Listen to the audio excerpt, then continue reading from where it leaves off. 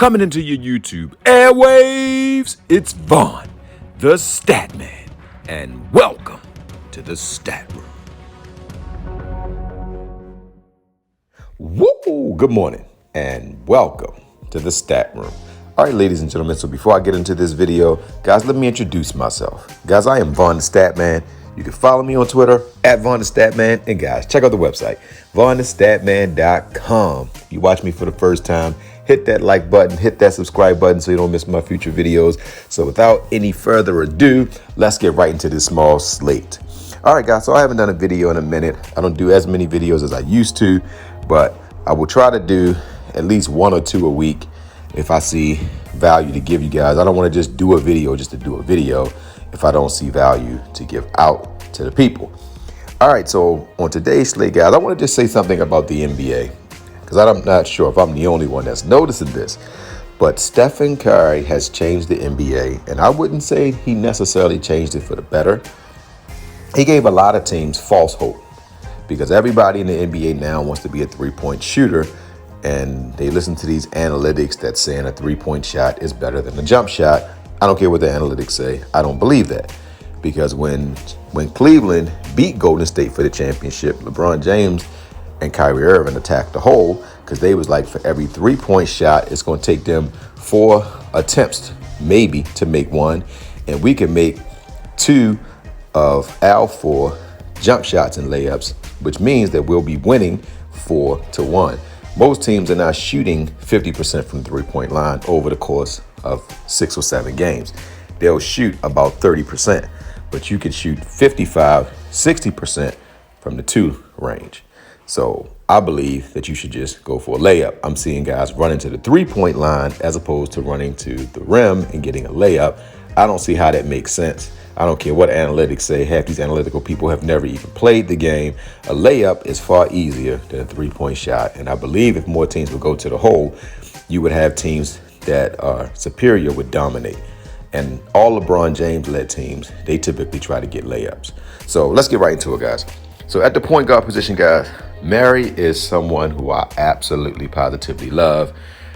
He's the best player on this slate when you look at his what he costs. He's under $10,000, and Portland doesn't really play defense. Even though Chauncey Billups, the new coach for Portland, is trying to preach defense, they're still not playing it at an efficient level. So I think Murray is in a smash spot tonight.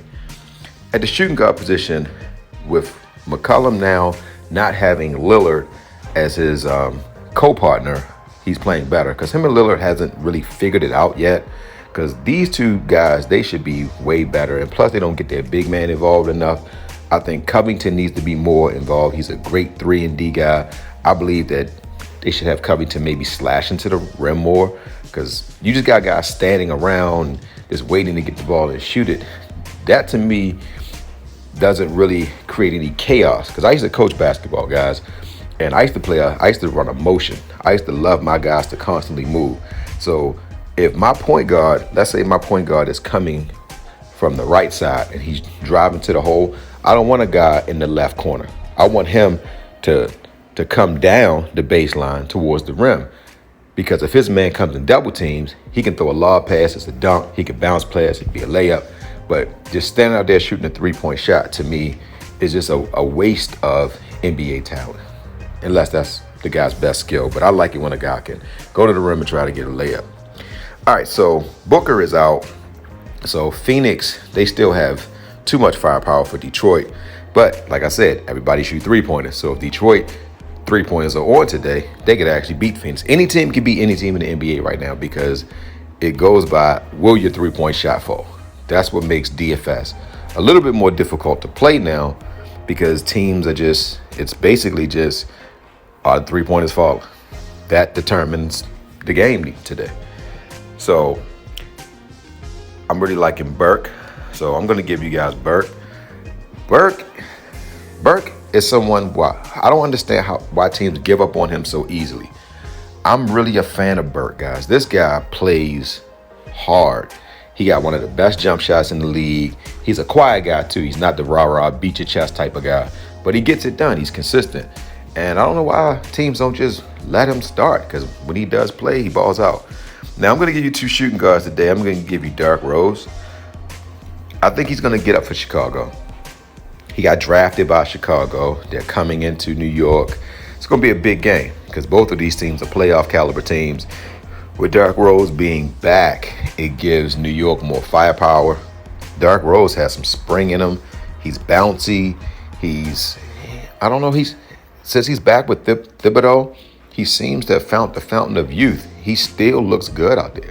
Now, he's not as explosive as he once was, but he's still pretty damn good. All right, now, at this last position, and last but not least, the boomstick player of the night is none other than, you know what? I'm not going to do that, guys. I'm going to give you my boomstick player of the night will be a center, and it's none other than Jusuf Nurkic. Nurkic, mark this down, guys. If Nurkic don't get 42 or more fantasy points, I will give somebody a free NBA season deal for the rest of the season.